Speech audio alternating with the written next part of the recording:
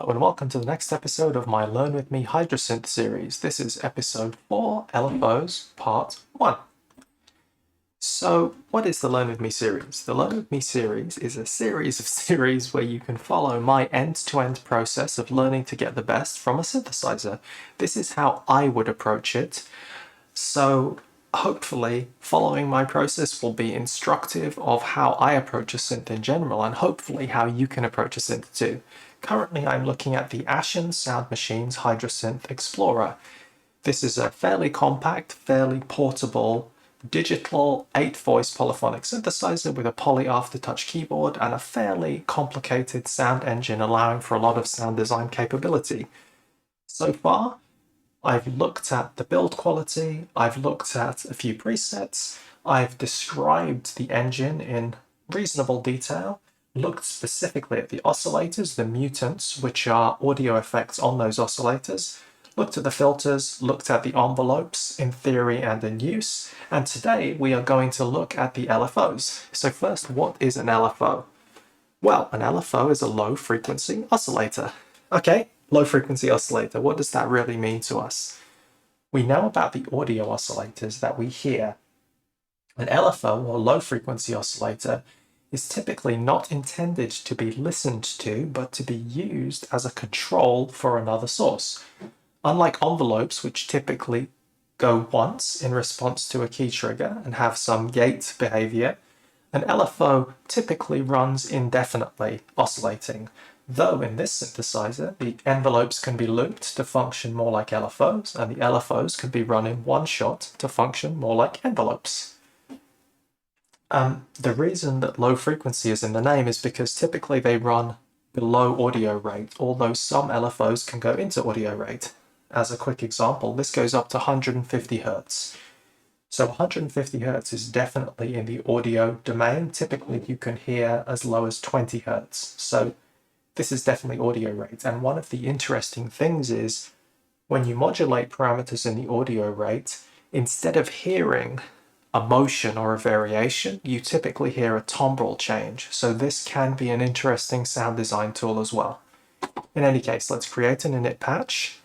Let us route LFO1 to the pitch of oscillator 1 so we can hear the shapes that we're talking about.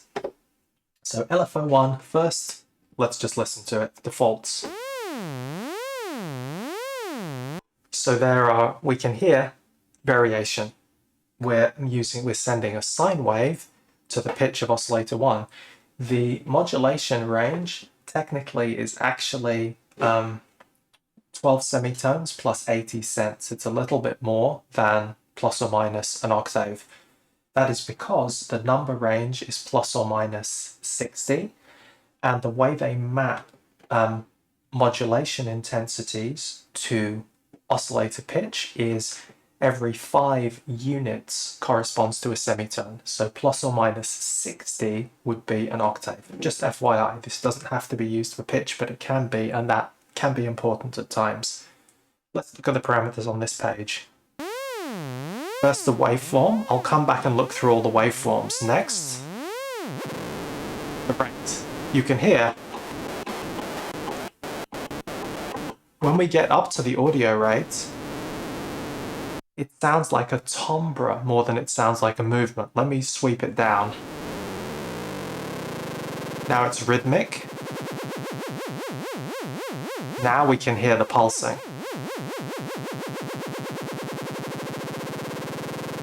So you can hear once we get above about that 20 Hertz point, it starts to sound like a timbral shift.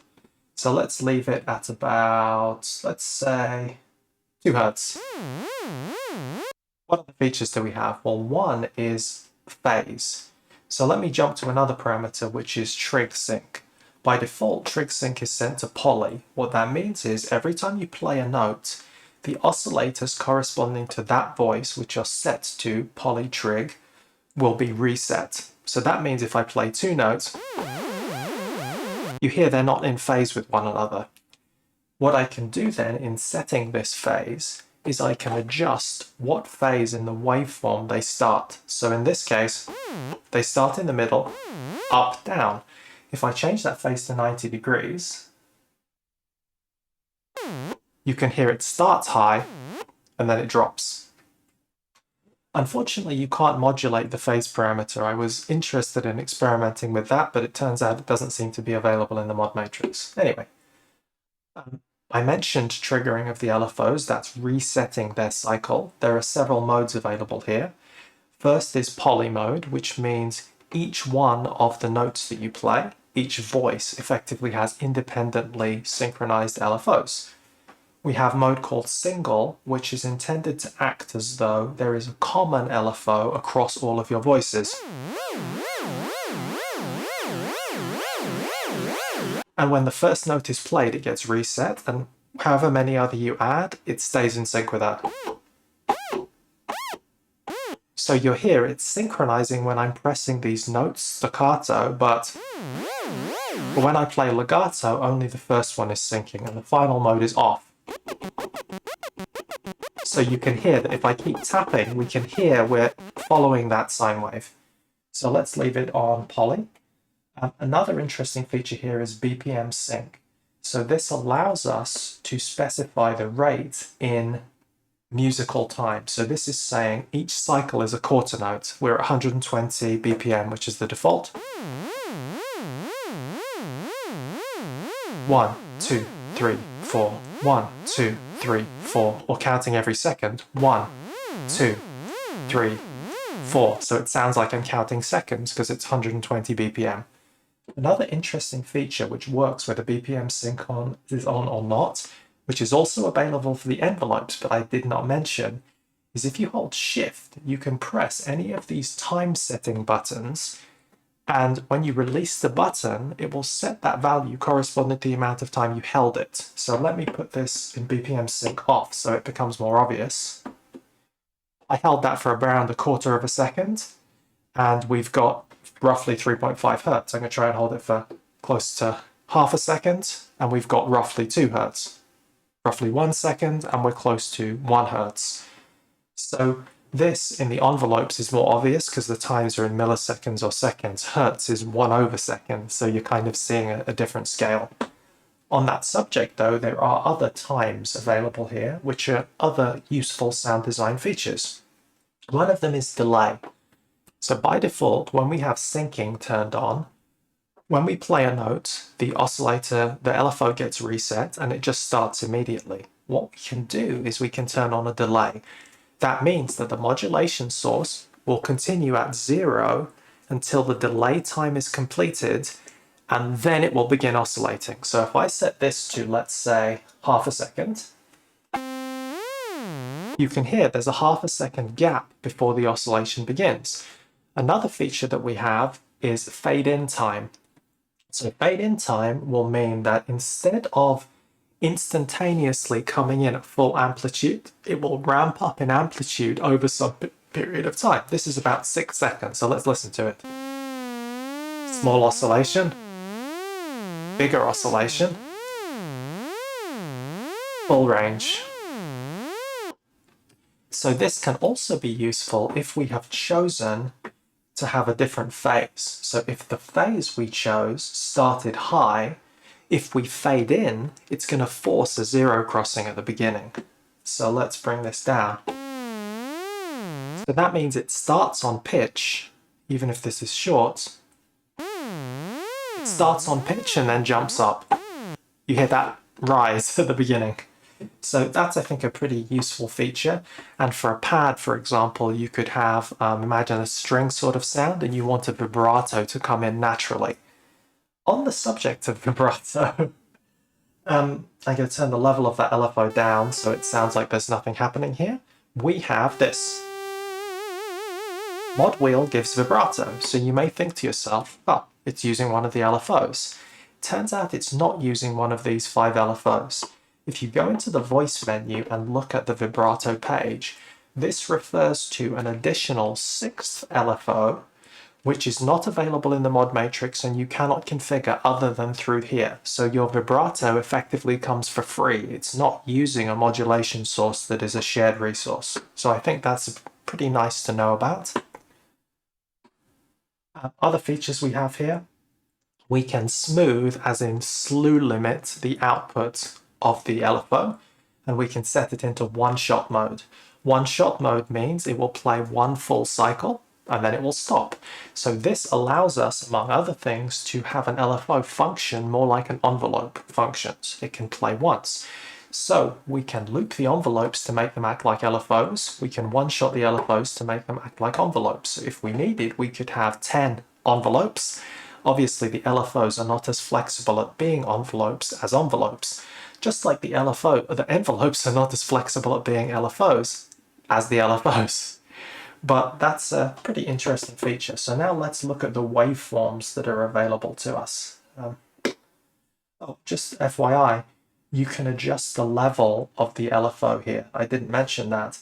You may think, well, when I'm routing it in the modulation matrix, why not just set the intensity?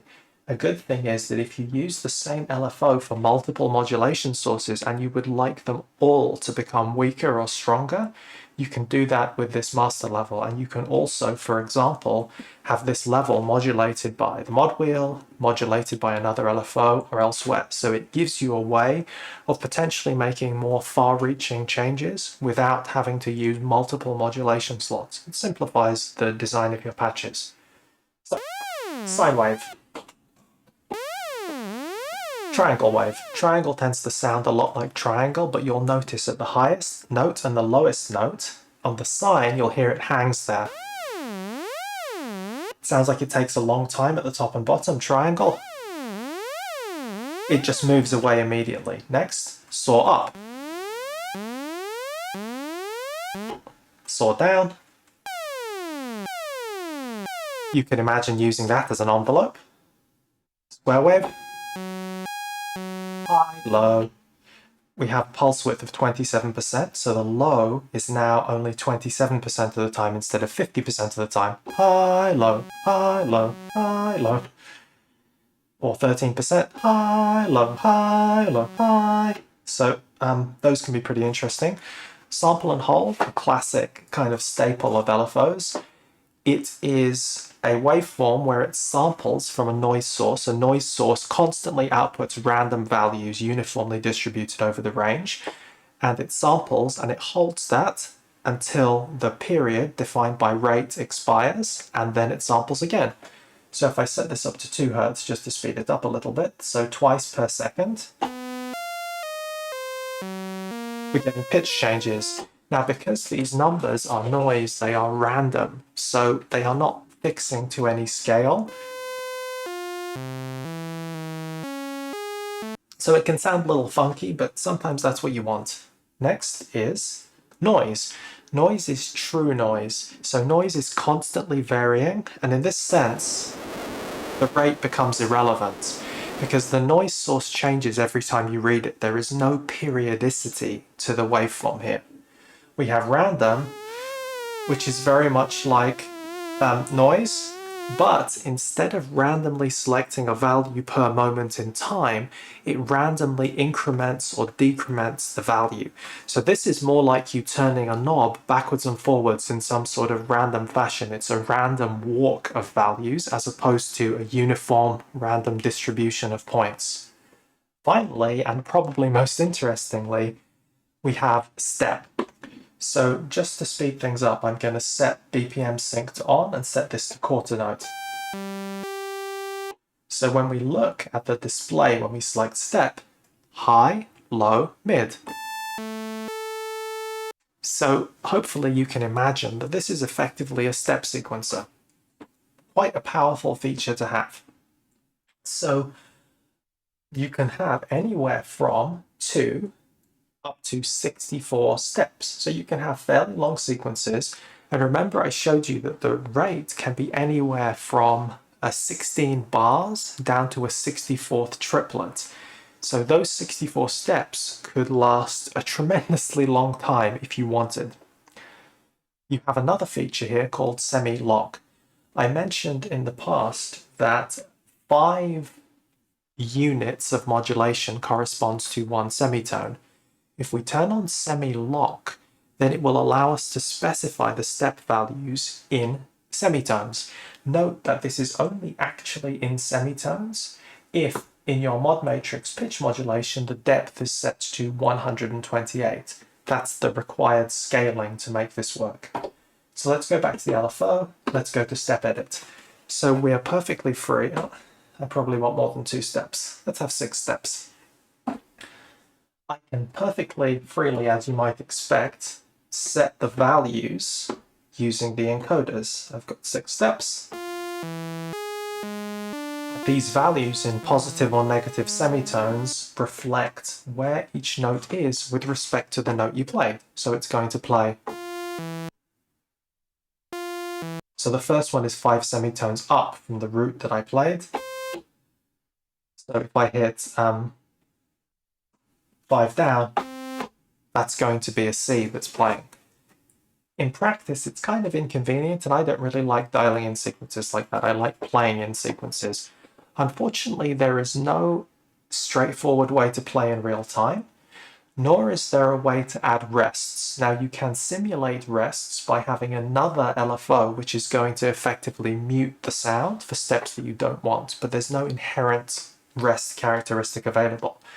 What there is an easy way to play these things in musically. You can press and hold one of the step buttons and press a note.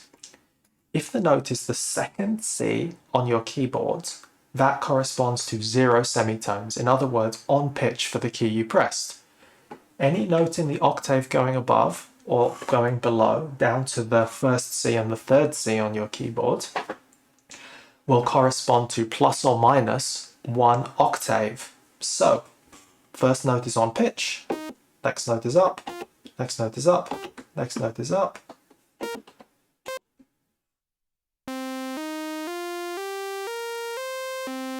So I'm playing this little 6-note scale.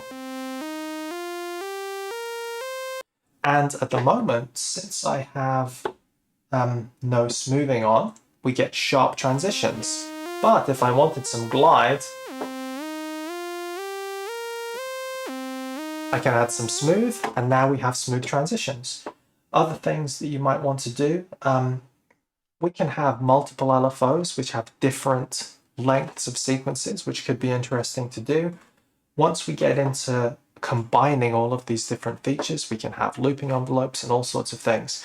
But in any case, I think that has described all of the features I wanted to. Just FYI, steps don't have to apply to pitch. The step sequence can apply to anything, so you can have these type of automations working wherever you want them. Pretty powerful feature by all accounts. In any case, I hope you have been enjoying the series. I hope you enjoyed this episode, but most importantly, I'd like to say thank you for joining me today, and goodbye.